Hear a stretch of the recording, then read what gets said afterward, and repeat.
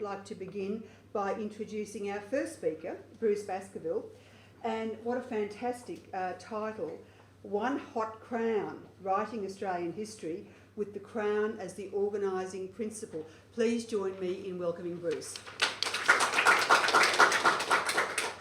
Thank you everyone, and it's great to be the first person of the first session.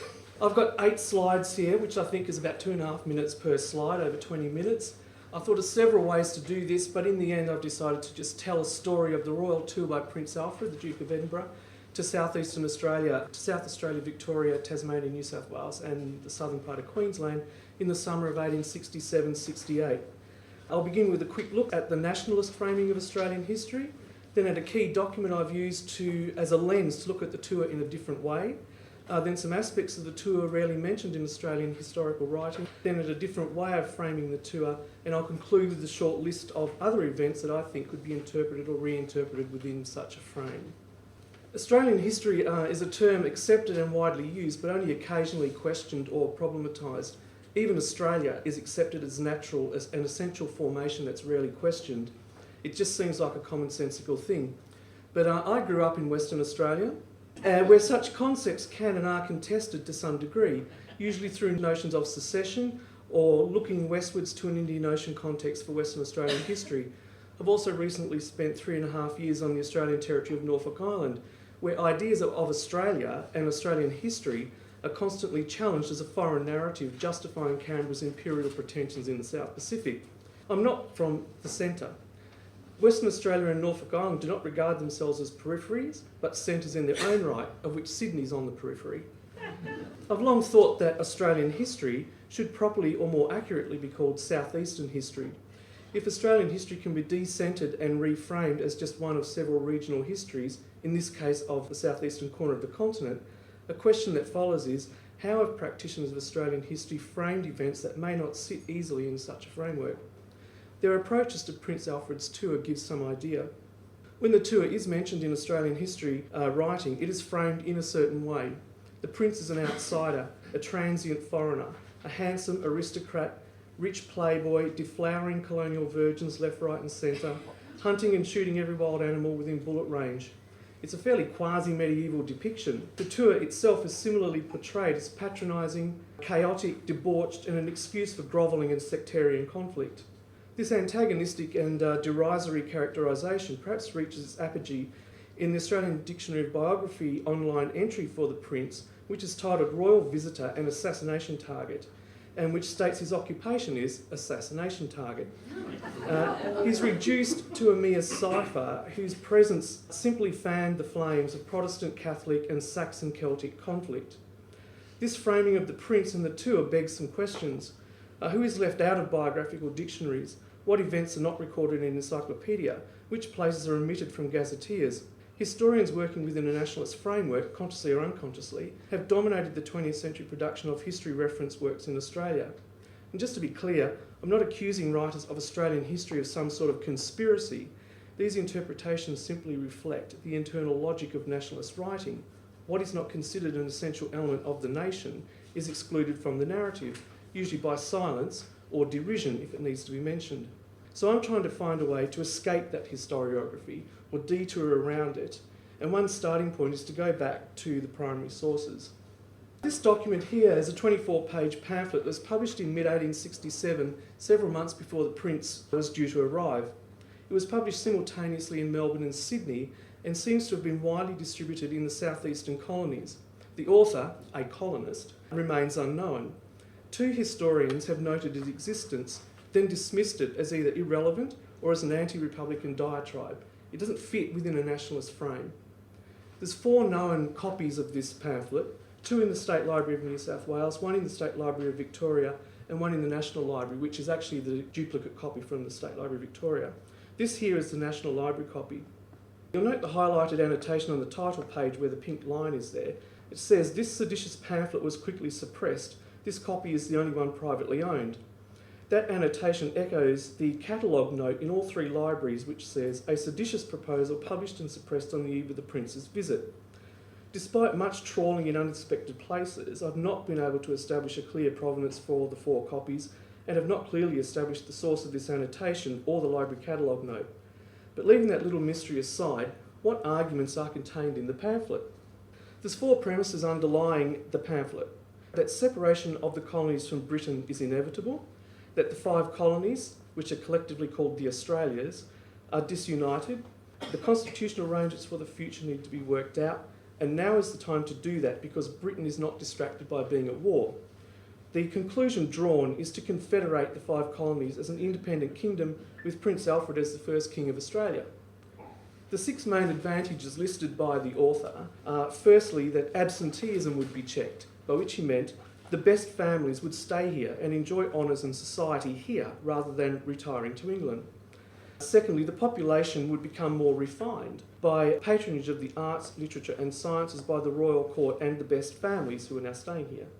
Thirdly, the impetus for trade and skilled labour would be stimulated in luxury goods, would stimulate a demand among the best families to spend their wealth here on architects, furniture designers, carriage builders, artists, landscapers and so on.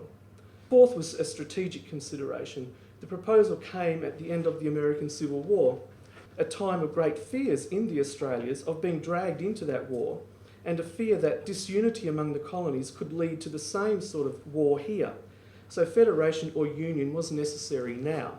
Fifth was a sentimental advantage that Britain would always assist an independent Australian kingdom because of the dynastic links between the 2 royal families. Britain had just agreed to Canadian Confederation, and Canadians now wanted Alfred as their king. This demonstrated the value of dynastic links in maintaining a network of otherwise independent British kingdoms. And sixthly, the Australias were already democratic polities. They had manhood suffrage, representative parliaments, the church and state were separated. Constitutional monarchy, being permanent and hereditary, was not subject to interference by opponents or expectant successors. Those are partisan issues for politicians, separate from the dignity and non-partisan nature of the Crown. Having set out these advantages in some detail in the pamphlet, the author also sketched some of the structures of the proposed kingdom. Firstly was the royal court would be peripatetic. It would move around and sit successively at each of the 5 government houses so that honours and patronage would be evenly distributed everywhere.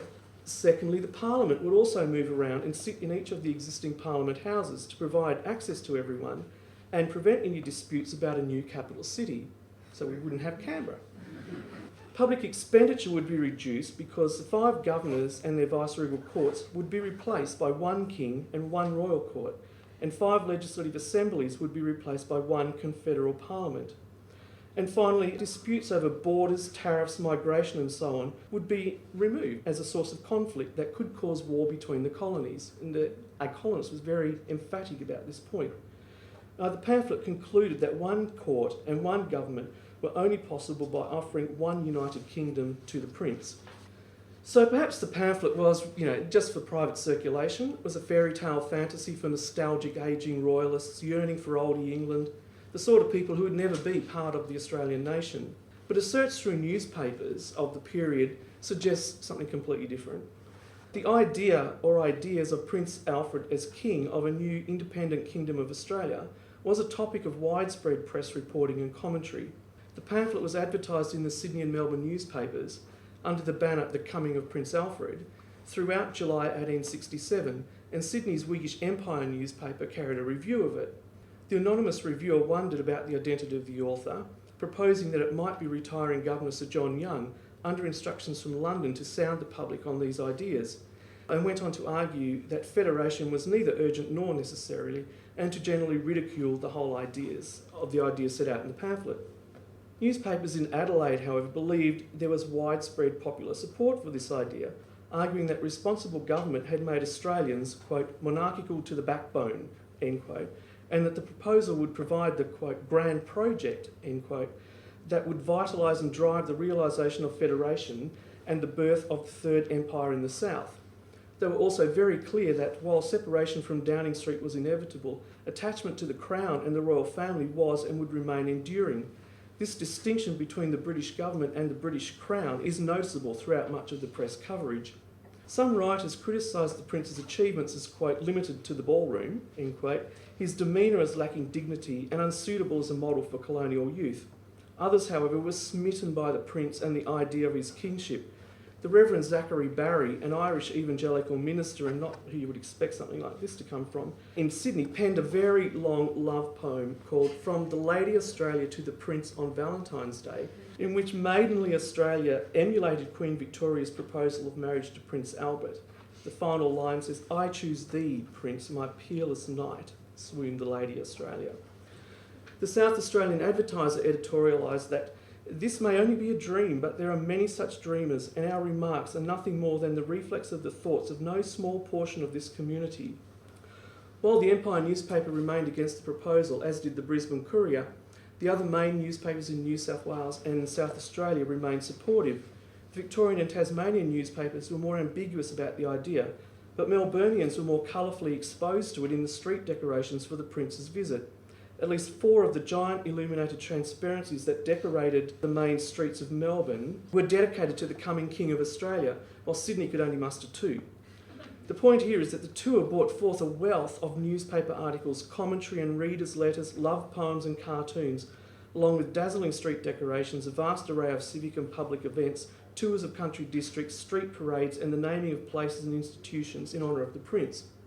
The summer of 1867-68 was alive with debates and discussions in a variety of media and modes about the idea of a new kingdom in the Australias and competing with the Canadians to secure Queen Victoria's most popular son as our own king. The ideas of a cadet crown and dynastic entanglement were actively and publicly considered as the ideal solution to the inevitable separation of the colonies from the grasp of Downing Street. But then something awful happened. On the 12th of March 1868, the Prince attended a picnic at Clontarf on the lower North Shore, which was a fundraiser for the Sailors' Home in the Rocks. An attempt was made to assassinate him at the picnic. The Prince was wounded by a shot to his back, but the bullet was deflected by his naval braces. So they're obviously very handy things to wear. The assassin, Henry O'Farrell, was set upon by Sydney's leading burghers, who suddenly turned into a vicious mob. O'Farrell was eventually rescued, bloodied and beaten by the police and taken to the Sydney lockup. And Prince was taken to Government House, where he was attended by the newly arrived Nightingale nurses and soon made a complete recovery. The actual assassination attempt was quickly overshadowed by the narratives being spun around it, not least by Sydney's leading politicians, such as the Premier James Martin and Henry Parkes. The immediate focus was on effusive public declarations of shock at the event and of loyalty to the throne, and then the trial and eventual execution of O'Farrell, and the more general prosecution of a Fenian scare, made all the more convincing by the absence of any evidence of Fenianism in the colony. The main political response was the passing of the Treason Felony Act, that made it a criminal offence to plot against the Queen, or restrain her, or wage war against her, or encourage others to do so, or to try and intimidate Parliament. The Queen, in this sense, is the embodiment of the state, and harsh penalties of 7 years to life were applied. The Act also contained the, at the time, infamous 3 clauses that made it an offence to show disrespect to the Queen, to refuse to join a loyal toast to the Queen, or to publicly sympathise with anyone breaching the Act, for which maximum 2-year sentences were provided. The few cases ever brought under the Act arose from public complaints against people under the 3 clauses, all of which, that I've been able to find, were dismissed by magistrates, usually on the ground of the alleged perpetrator's drunkenness and loutish behaviour, rather than anything subversive. Nationalist historians have generally focused on the anti-Irish and anti-Catholic aspects of the backlash, but popular reaction was more nuanced. Large indignation meetings were held across the Australias in all the major towns. Clergymen were banned from speaking at some meetings, and chairmen usually made a point of specifically welcoming all English, Scotch and Irish, all Catholics and Protestants, all British and colonial born. Attempts at meetings to apportion blame to the Irish or the Catholics were usually countered by the chairman or shouted down by the crowd. The more notable response at these meetings was the expression of anger that the colonists' honour had been impugned, that beneath the great journey they were on, creating a new society based on democracy and self-government, still lay the shame of the convict stain, now tainted further by regicide. Calls were made to change the name of New South Wales and make a new start free of convictism and king-killing. Rather than turn each other, effusive attestations of loyalty to the Queen, to Prince Alfred and to the royal family were constantly made to try to recover a sense of communal honour. Suddenly talk of King Alfred and an independent kingdom in Australia took on dangerous and seditious overtones. The notation on the National Library's copy of the pamphlet begins to make sense. The proposal had turned from a dream to a nightmare. The Treason Felony Act insinuated new meanings into the proposal.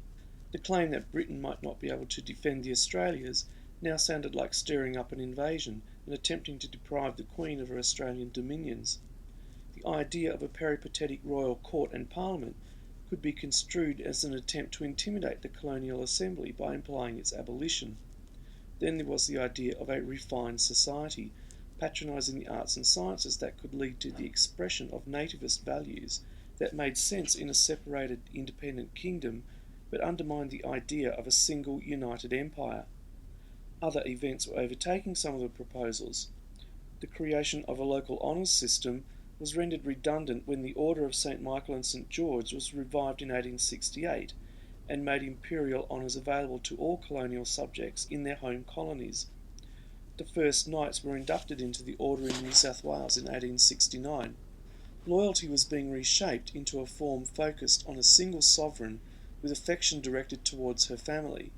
The image of a family, so carefully constructed by the late Prince Consort, was superseding that of a dynasty, and the distinctions between the British government, or Downing Street, and the British Crown were being obscured and aggregated into a single imperial identity.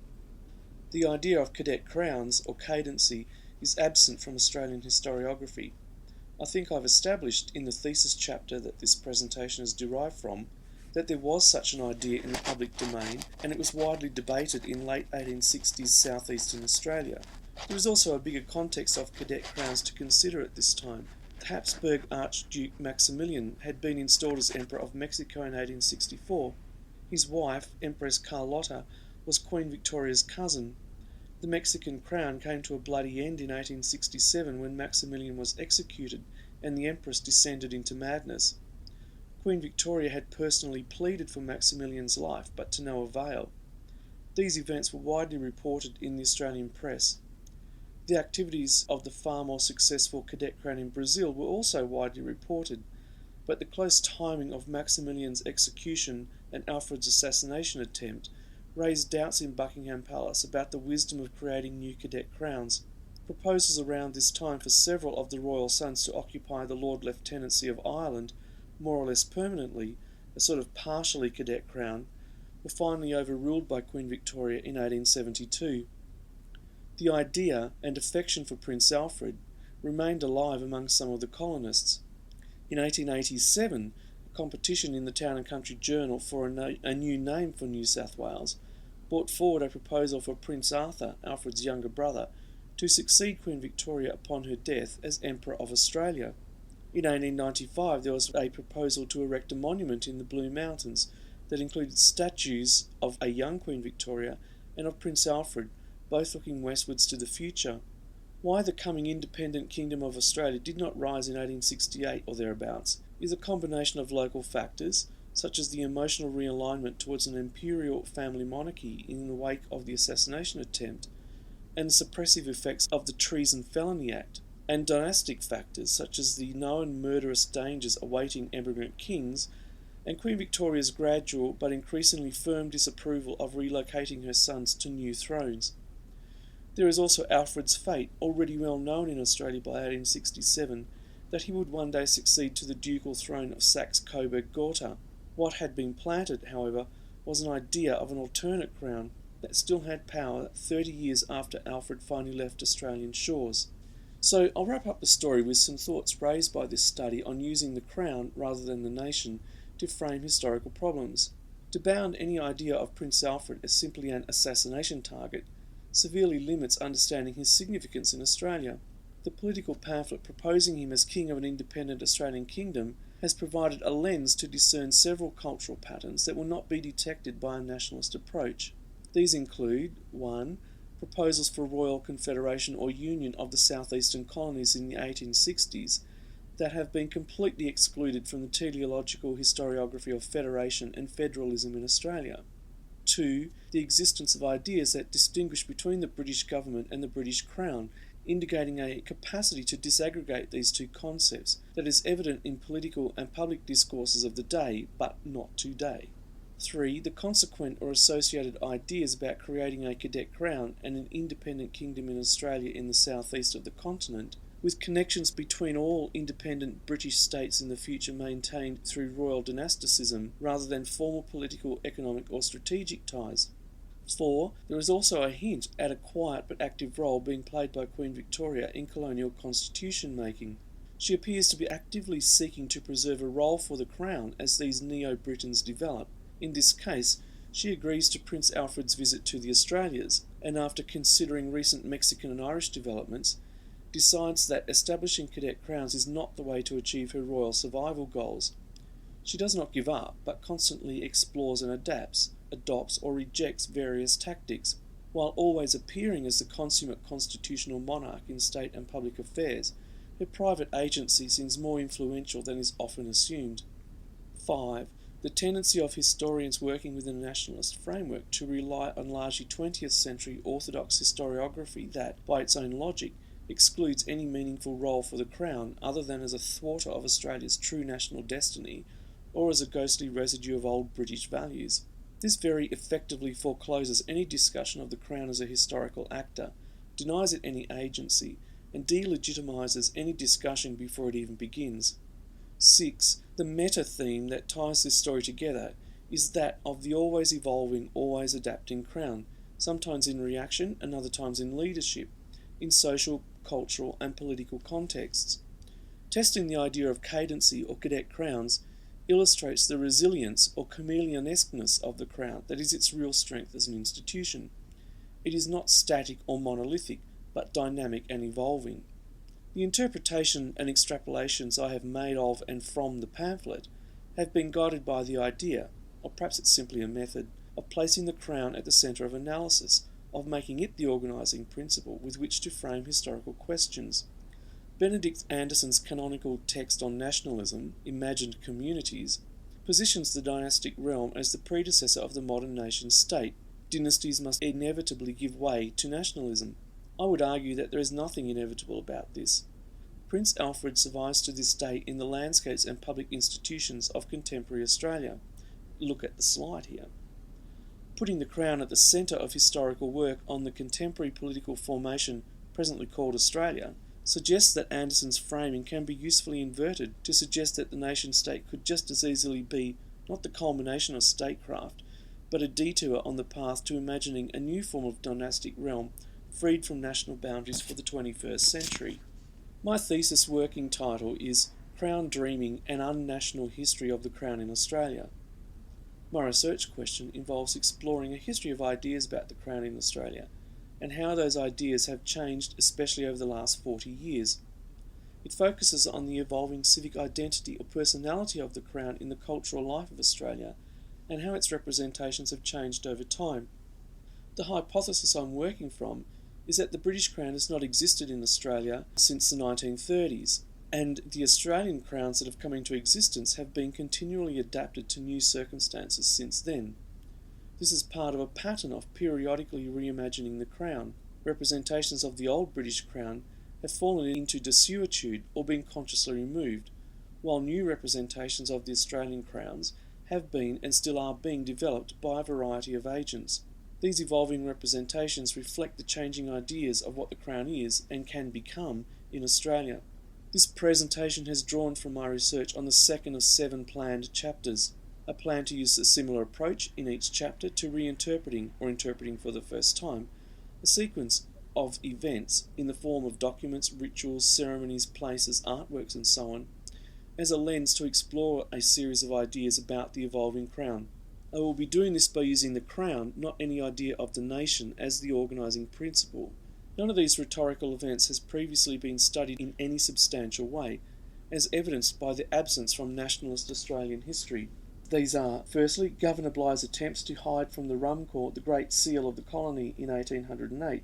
Secondly, the proposals for Prince Alfred as King of Australia. Thirdly, the change of the royal dynastic surname to Windsor in 1917.